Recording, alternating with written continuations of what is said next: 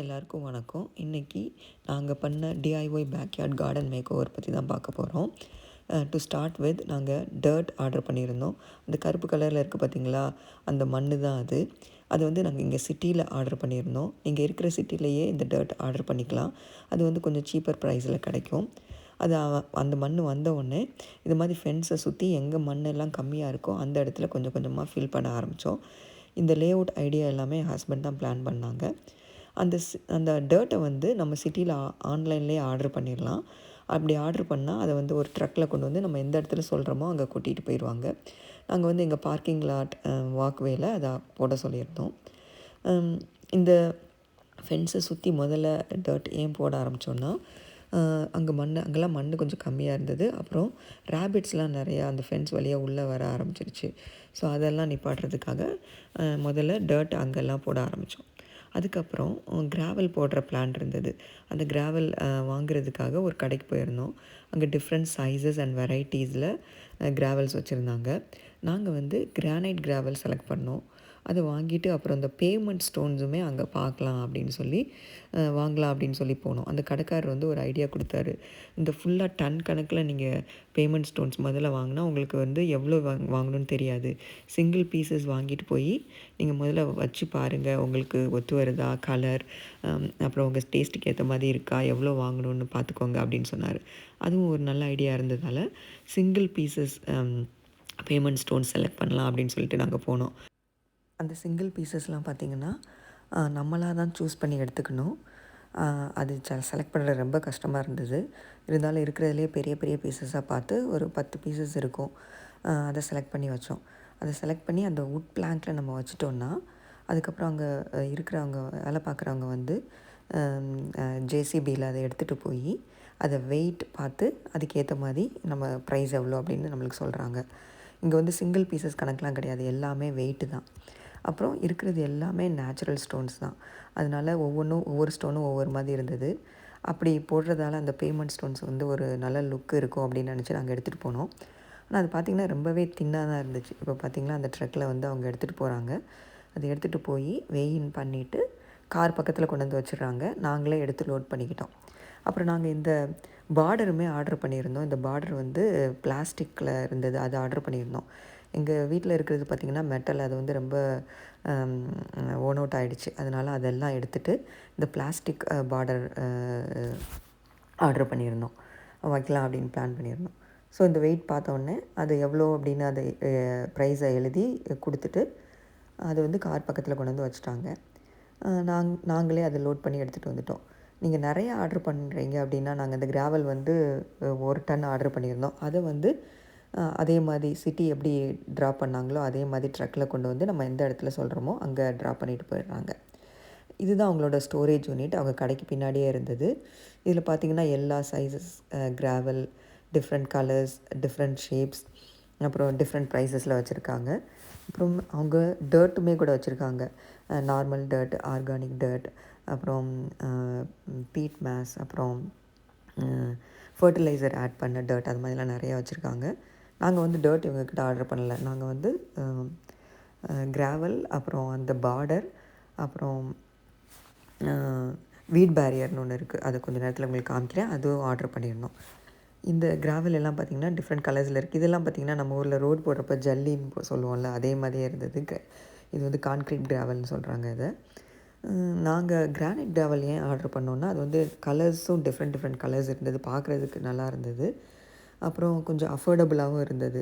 ஏன்னா மார்பிள் கிராவல்லாம் பார்த்திங்கன்னா பயங்கர எக்ஸ்பென்சிவாக இருந்தது. அதே மாதிரி மார்பிள் பெபிள்ஸுமே நல்லா இருந்தது, ஆனால் ரொம்ப எக்ஸ்பென்சிவாக இருந்தது.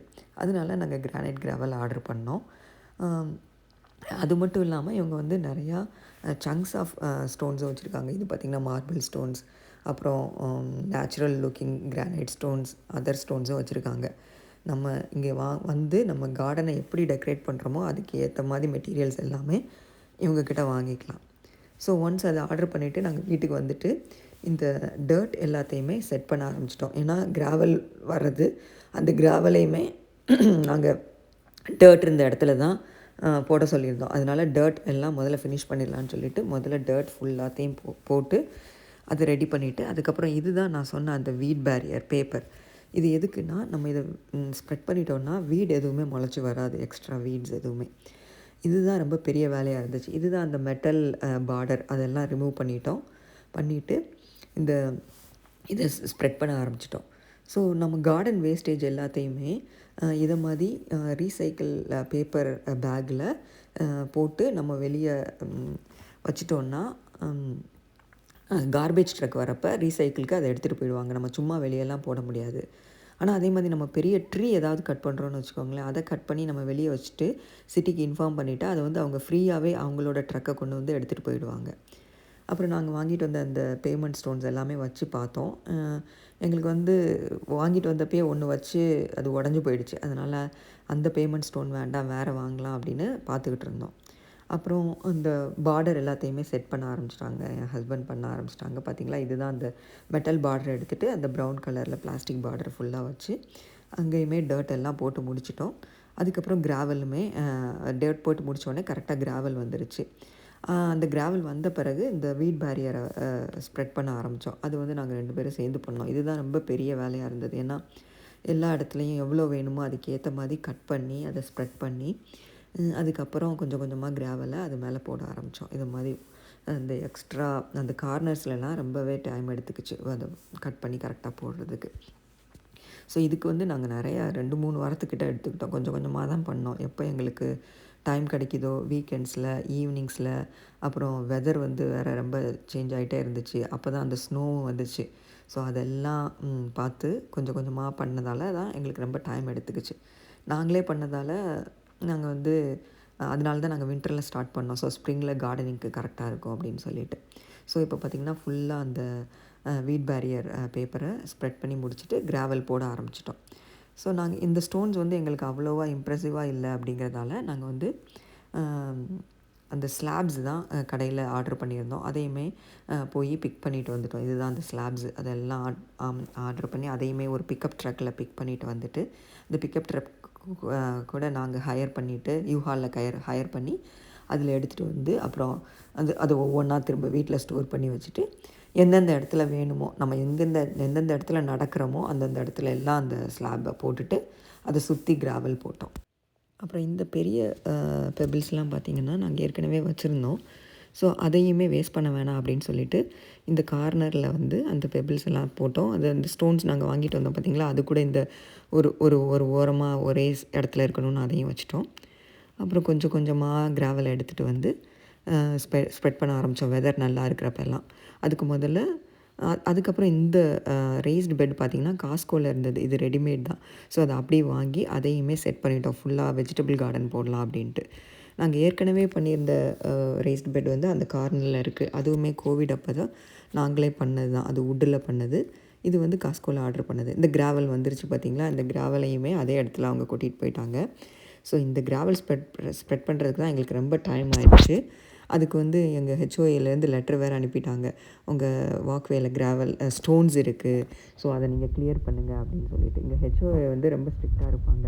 நம்ம ஏதாவது அவங்க லெட்டர் அனுப்புனா அதை வந்து உடனே நம்ம பண்ணிடணும், இல்லைனா அதுக்கு ஃபைன்லாம் போடுவாங்க. ஸோ நாங்கள் அவங்க லெட்டர் வந்தப்போ கொஞ்சம் தான் மீதி இருந்தது. ஸோ அதையுமே நாங்கள் போட்டு முடிச்சிட்டோம். ஸோ இந்த மாதிரி ஸ்லாப்ஸை வச்சுட்டு அதுக்கப்புறம் அந்த கிராவலை கொஞ்சம் கொஞ்சமாக போட ஆரம்பிச்சிட்டோம். ஸோ இது வந்து ரொம்ப வெயிட்டாக இருந்ததால் ஒரு சின்ன பக்கெட்டில் கொஞ்சம் எடுத்துகிட்டு வந்து ஹஸ்பண்ட் போடுவாங்க. அதை வந்து நான் ஸ்ப்ரெட் பண்ணிகிட்ருந்தேன். இது வந்து ஒரு வீக்கெண்ட் வந்து ஃபுல்லாக சாட்டர்டே சண்டே ஃபுல்லாக சேர்ந்து நாங்கள் 2 பேரும் சேர்ந்து பண்ணோம். அப்புறம் இந்த ஸ்லாப்ஸ் எல்லாமே நம்மளுக்கு எப்படி பிடிச்சிருக்கோ அது மாதிரி கூட மாற்றிக்கலாம் அப்படின்னு சொல்லிட்டு செட் பண்ணிகிட்டு இருந்தோம். அந்த காஸ்கோ